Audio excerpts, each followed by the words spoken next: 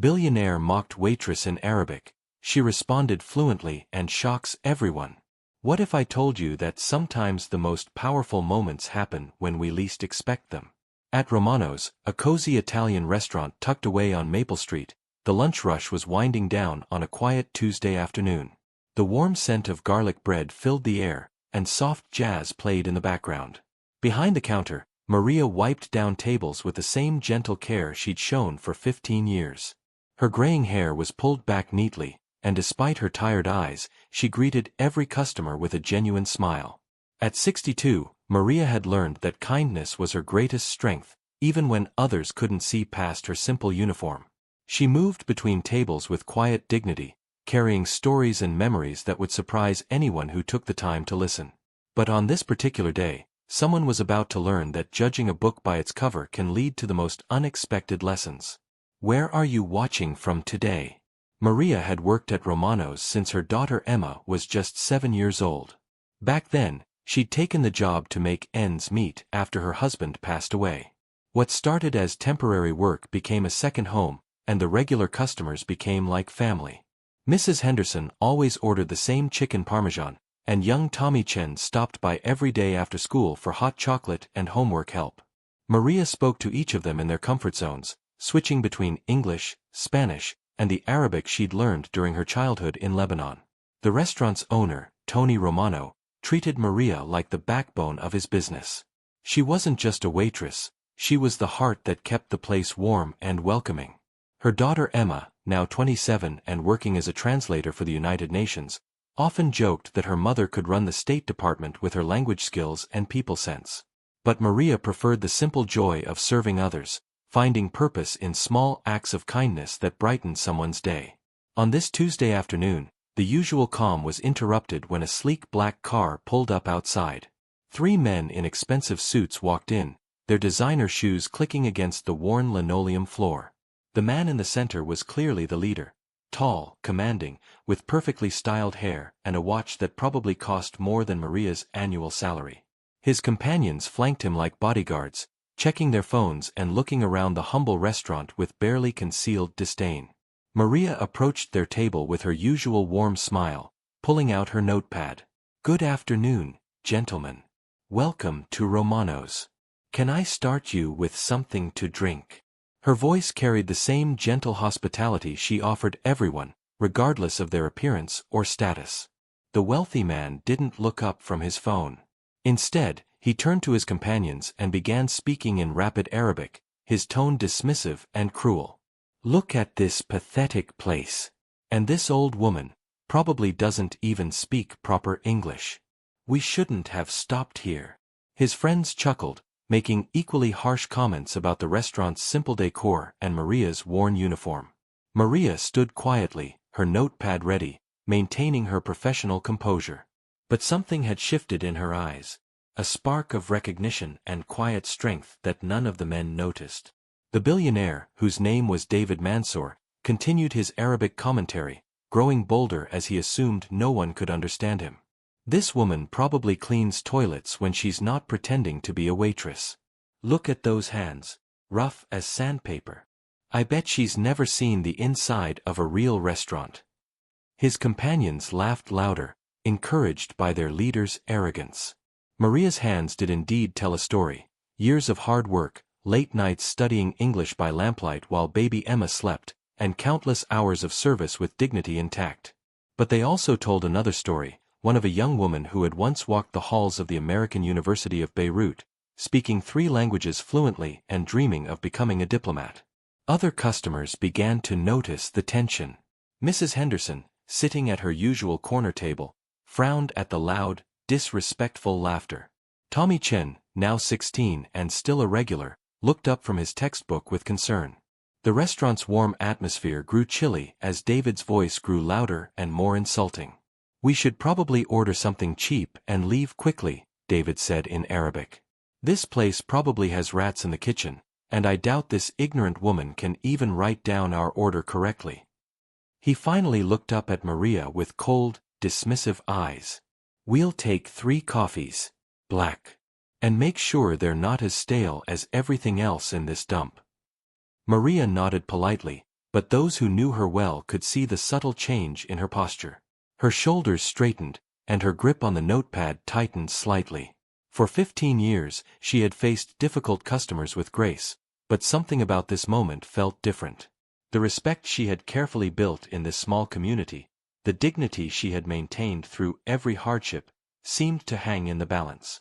If this moment touched your heart, please give the video a thumbs up. The silence stretched as Maria looked directly into David's eyes, her expression unreadable. Everyone in the restaurant seemed to sense that something important was about to happen. David continued his cruel commentary, unaware that he was about to face the most humbling moment of his privileged life. "I wonder if she even graduated elementary school," he said in Arabic, gesturing dismissively at Maria. "These people come to America and expect handouts. She's probably raising 10 kids on welfare." His friends nodded, their laughter echoing off the restaurant's walls. Maria stood perfectly still, her weathered hands folded in front of her.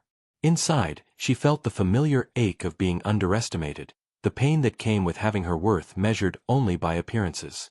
She thought of her daughter Emma, who had grown up watching her mother face such moments with quiet strength. She remembered the long nights when she'd studied Arabic grammar with Emma curled up beside her, dreaming of the day when her languages might open doors instead of being invisible skills in a small-town restaurant.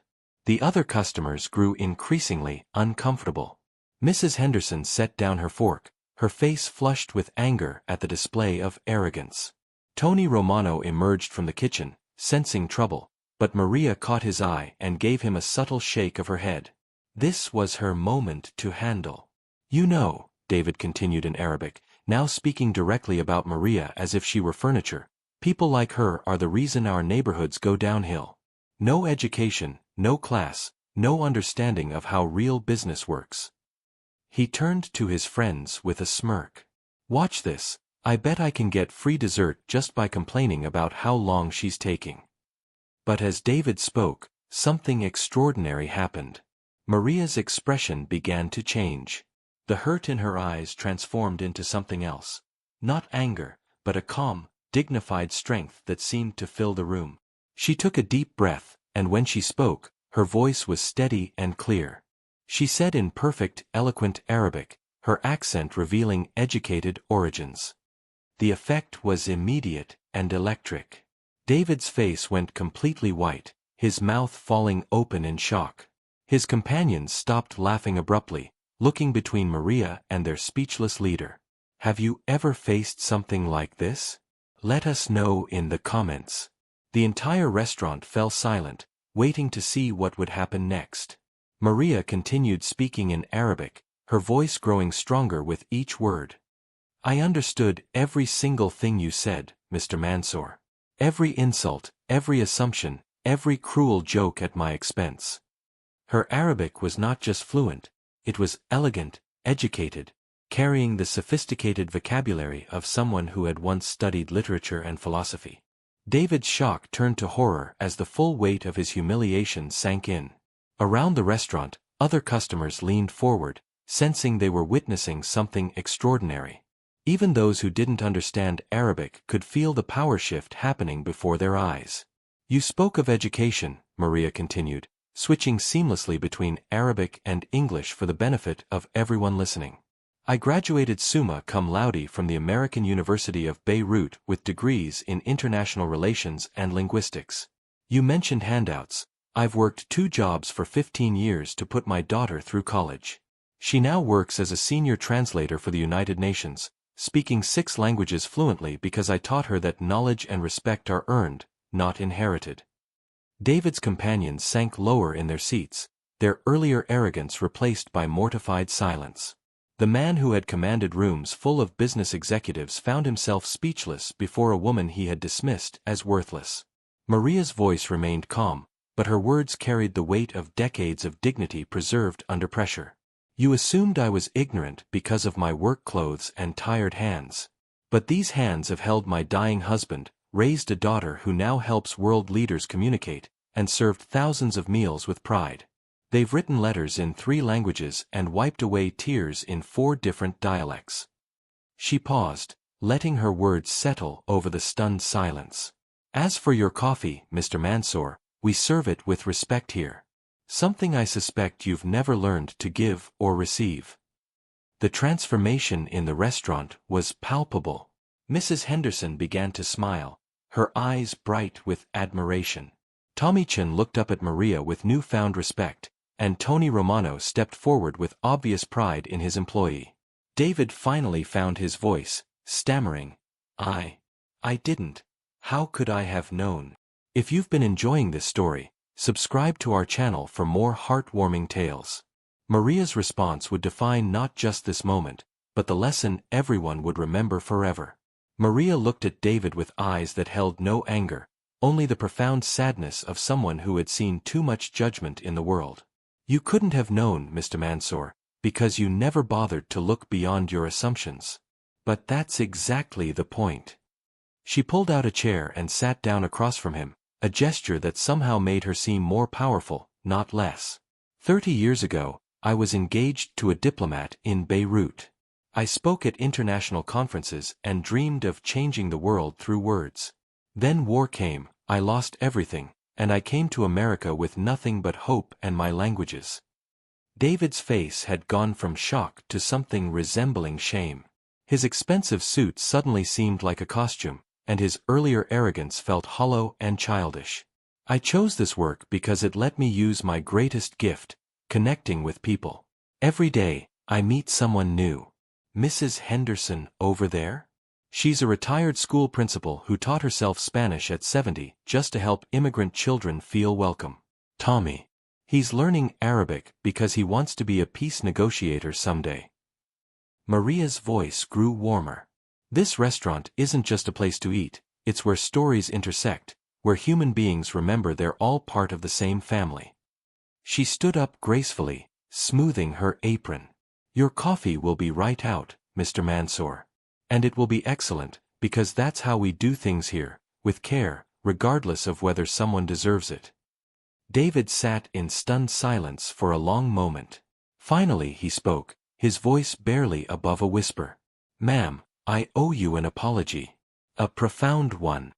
Maria nodded with the same dignity she had maintained throughout. Apology accepted. And perhaps next time, you'll remember that every person you meet knows something you don't, has experienced something you haven't, and deserves the respect you'd want for your own mother. As David and his companions left quietly, the restaurant's warmth returned. Maria continued her work, but something had changed. Not just for her, but for everyone who had witnessed the grace with which she had handled ignorance. If you enjoyed this story, please remember to like, leave a comment with your thoughts, and subscribe for more. Thank you for joining us today, and remember, every person you meet has a story worth hearing.